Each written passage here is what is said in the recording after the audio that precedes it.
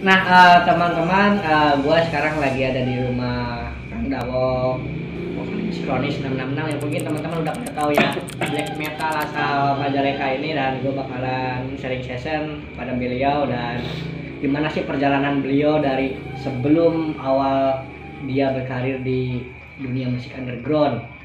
Nah, sebelum gue mulai pembicaraannya, jangan lupa like dan subscribe-nya terlebih dahulu. Dan gue bakalan bahas setelah pesan-pesan berikut ini.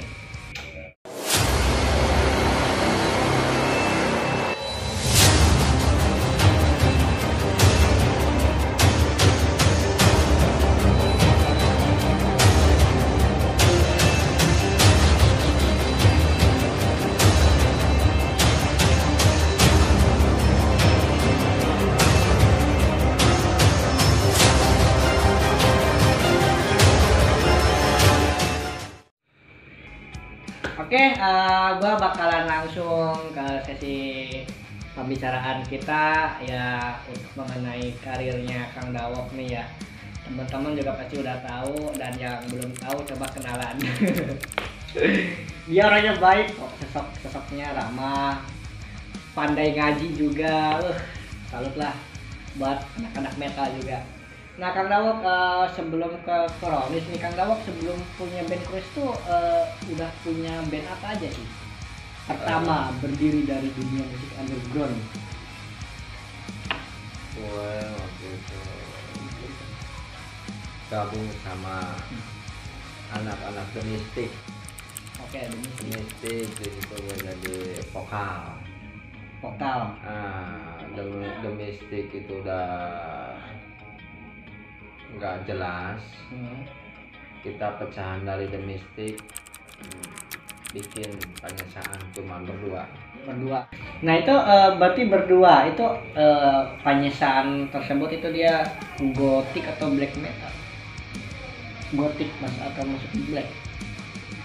Itu sebenarnya awalnya si black, tapi kita ada perubahan lagi, ada tambahan personil, jadi kita tambahin istilahnya jadi gothic black metal. Gothic black metal. Okay. Lahir pada tahun berapa tuh penyesaan? Tahun 2010. 2010 bisa. 2010 berarti saya mah masih belum masuk ke dunia musik guys. Dia lebih awal kayaknya. Nah itu berarti udah domestik bubar, pecah, dan akhirnya beliau juga berganti band namanya Penyesaan karena emang udah nyisa tinggal 2 orang lagi. Nah itu udah 2 orang itu mungkin nyari rekan lagi Kang Dawok. Ya kalau nyari sih enggak, cuman kadang ada anak-anak yang minat pengen masuk ya, kita tes. Kita uji dulu kan aturan gue mah beda ya sama yang lain. No drugs, no narkoba. Yang mau ya ayo, yang enggak ya minggir lu sana. Epret. Oke guys, ternyata tegas banget, tapi emang ini buat contoh motivasi juga buat kita gitu, karena metal juga nggak harus nakal bro. Jadi ya kita juga sesama penikmat musik, yaitu tergantung pada diri kita sendiri. Kayak kita berdua ya cukup ya seadanya di stage, yang si leader tuh vokal sambil gitar, gue drum sendiri, udah beres lah ya. Beres. Nah, Yeah. itu ada ini apa, ada kontroversi nih dari teman-teman juga mungkin yang udah pada tahu.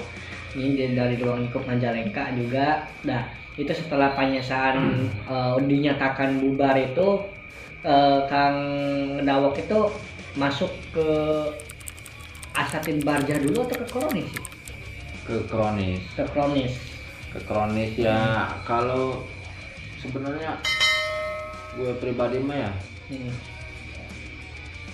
ada teman satu bendera butuh apa bantuan kita ya kita bantuin. Istilahnya kan kita saling tolong menolong selama gue bisa. selama gue bisa ya, kalau yang enggak mah ya hasil enggak ditulungi. Ya, intinya mah tergantung dari pembicaraan si band tersebut ya, Kang bantu gitu ya, Ya ini bantu gitu. Nah, ada itu apa Asatid Barja kadang bantuin apa ngedram di kadang pajaratan, kadang apa aja lah yang ngebutuhin Pajaratan. yang istilahnya kurang personil, terus kebetulan gua bisa di situ ya seneng aja bantu. intinya walaupun edisional tapi tetap kita satu bendera gitu. No budget bro.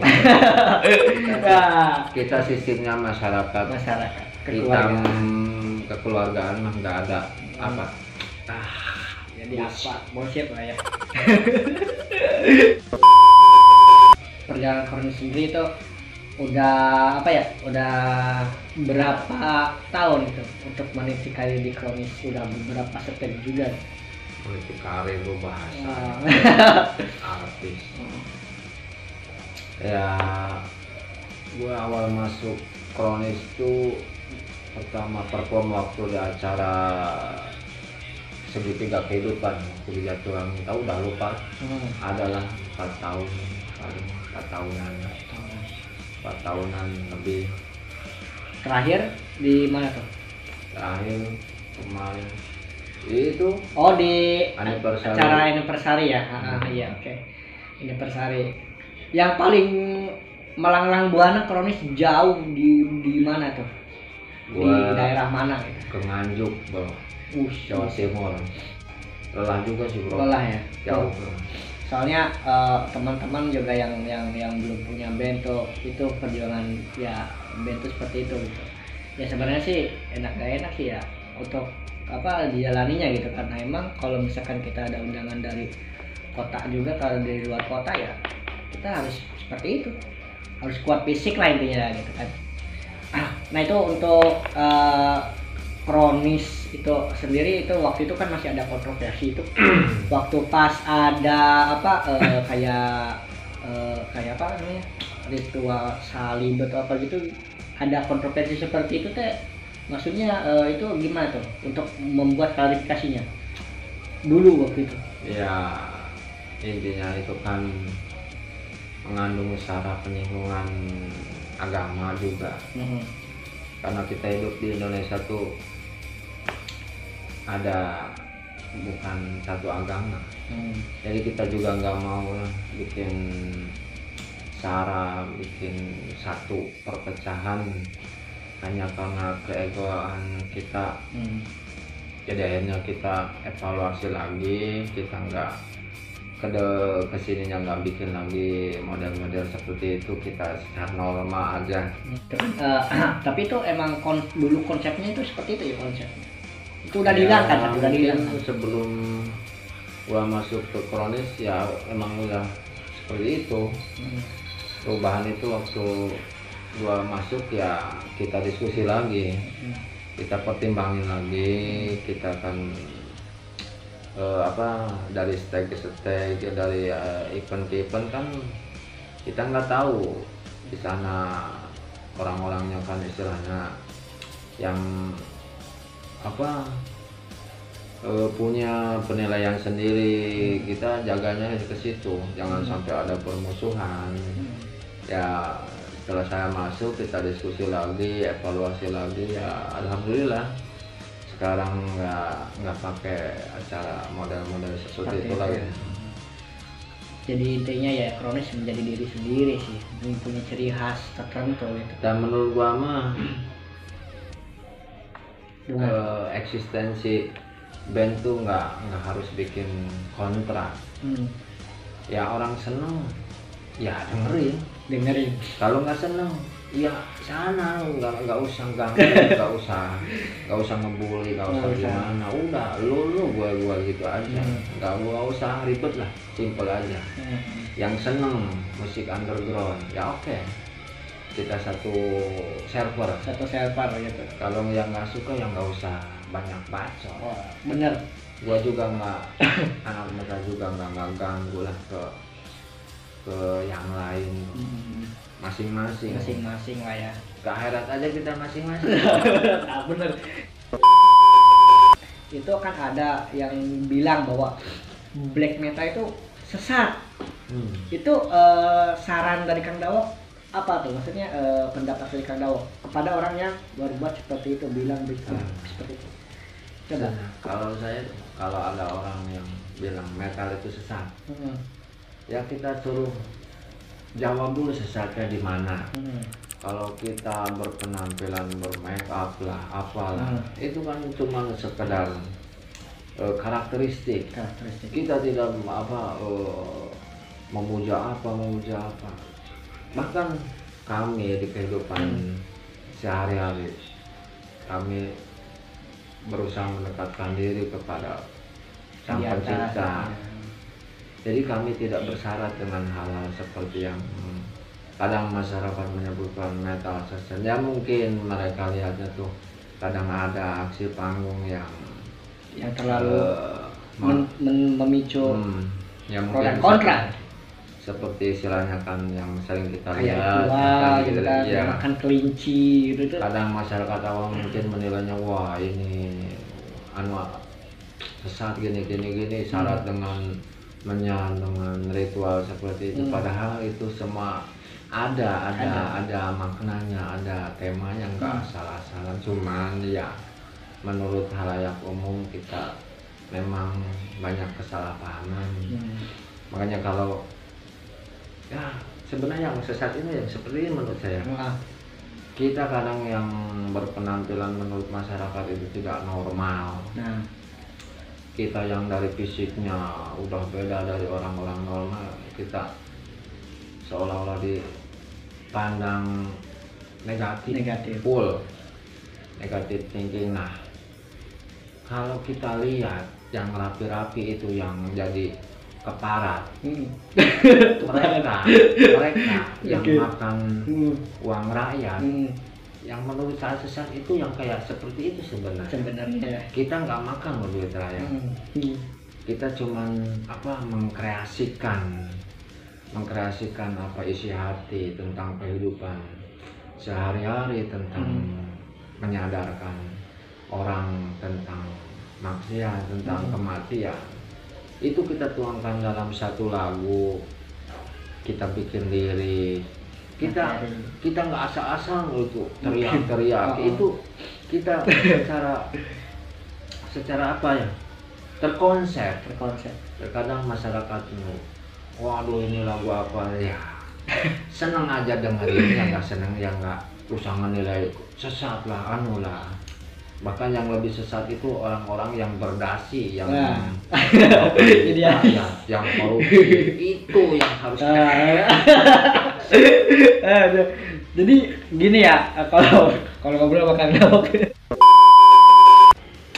Nah, jadi teman-teman emang banyak kontroversi ya dengan genre black metal. Kebetulan Kronis juga dia mempunyai genre ekstrim black metal. Itu lebih cenderung ke terinspirasi sama apa sih? Itu musiknya kayaknya lebih ke ngebeat banget gitu. Kayak dentuman distorsinya sama drum tuh lebih ke speed banget gitu. Itu lebih terinfluence sama band apa sih? Kalau Kronis kebanyakan ngedlatnya tuh ke band lokal sebenarnya, tragis tuh para senior kita tuh, Zalim, yaitu Helgad, yaitu ke situ.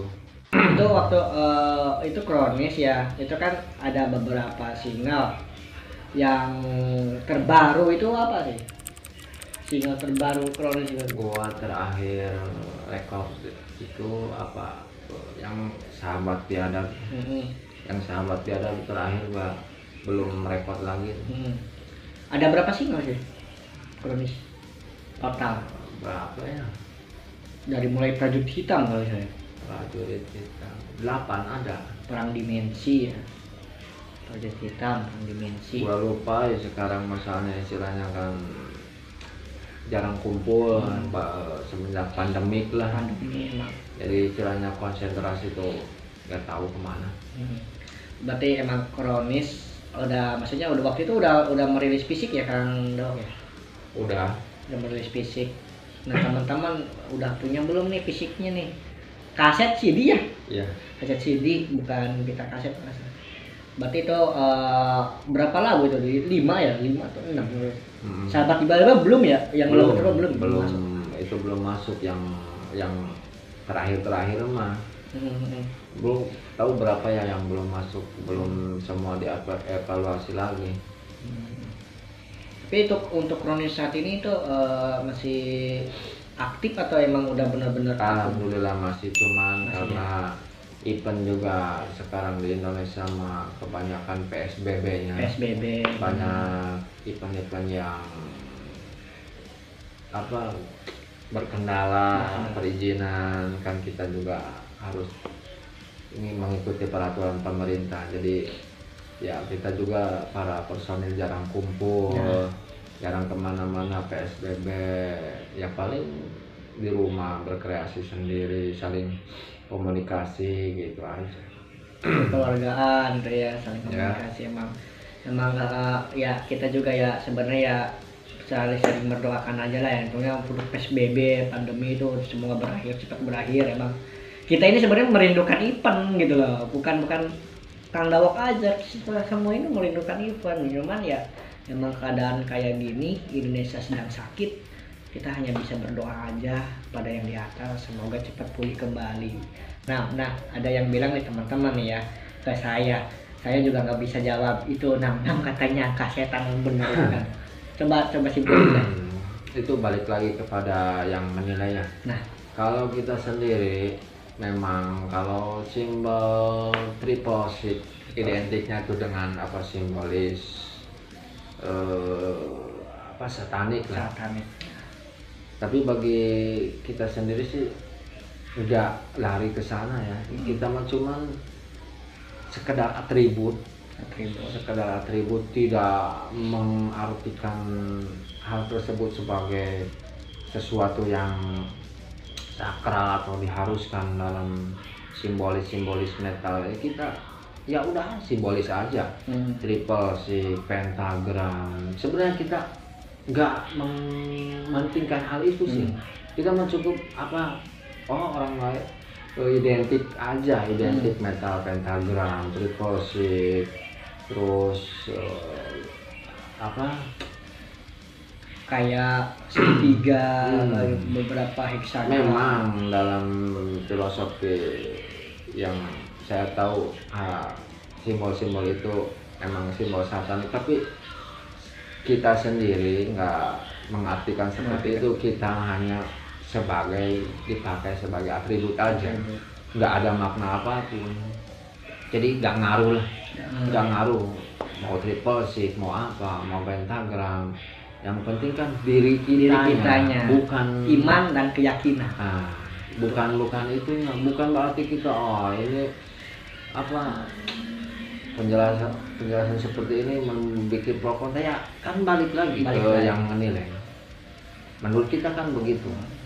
Jadi itu kan hobi itu kalau udah hobi nggak ada yang bisa melarang, selama kita tidak menyalahi aturan agama dan kita tidak berbelok dari akidah yang benar. Menurut saya, kata Pak Ustadz. Tapi emang itu emang banyak orang yang kontroversi dengan genre black metal. Sekarang mah gini loh, banyak metal kita yang berkreasi, dangdut dibikin metal. Ya benar. Lagu-lagu religi seperti qasidah dibikin metal. Ya tetap terkonsep, enggak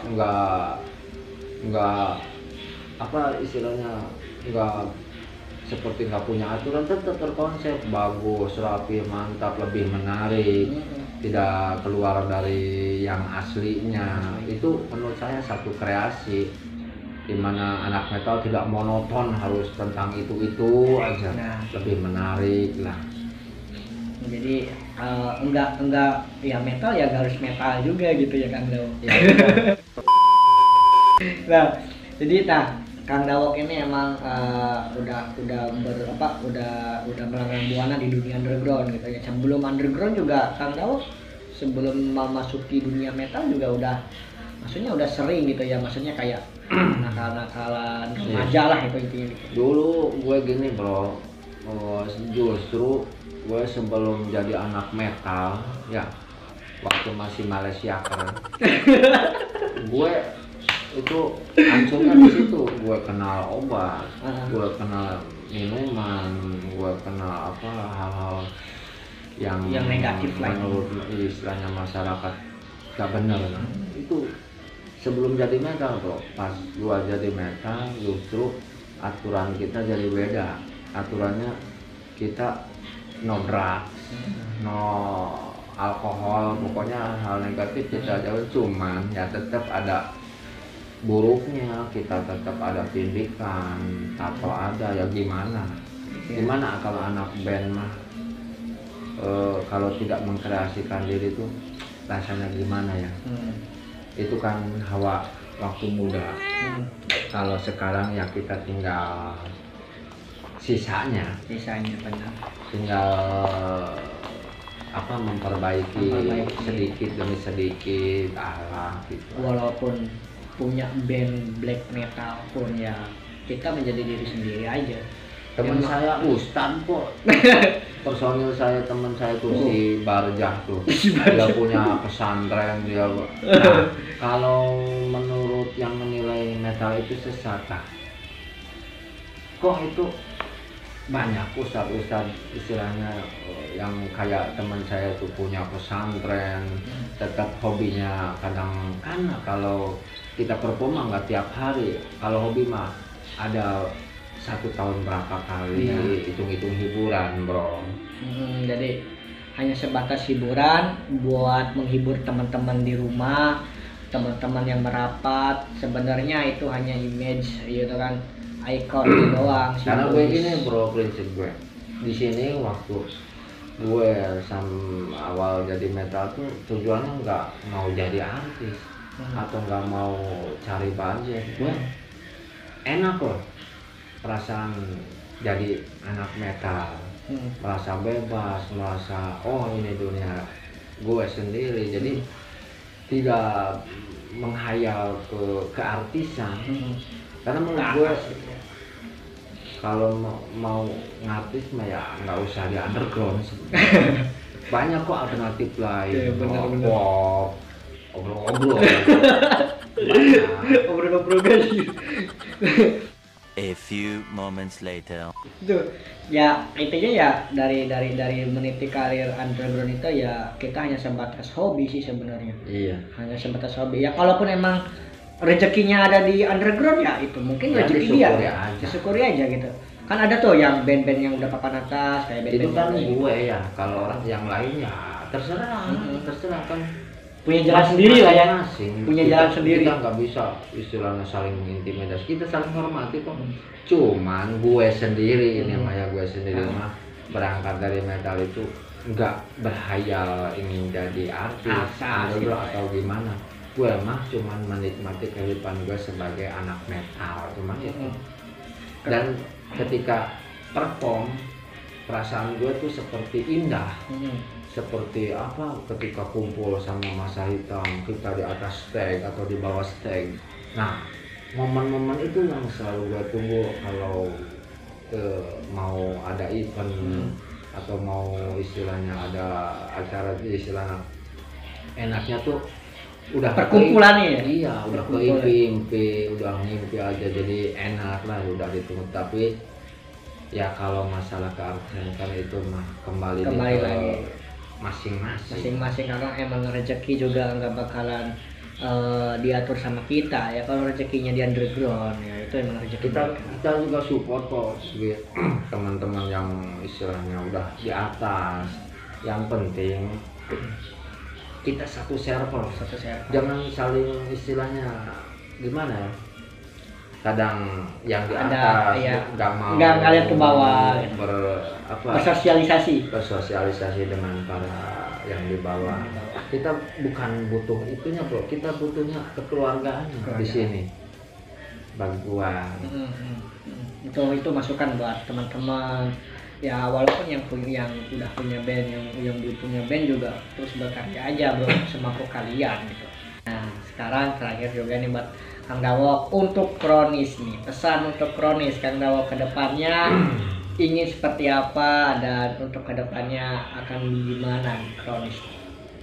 Kayak kalau bagi gue sendiri kronis mah ya semoga tetap bertahan, biar personil mungkin sudah pakai adisional kalau mau perform ya selalu itu, cuman ya jangan terpengaruh karena kita nggak ada personil. Kita semoga tetap ada, tetap bisa konsisten kalau setiap kali ada program ya. Jadi ya tetap jaga kekompakan aja lah. Jaga kekompakan buat teman-teman kronis. Tetap kita adalah metal family. Keluarga metal. Iya.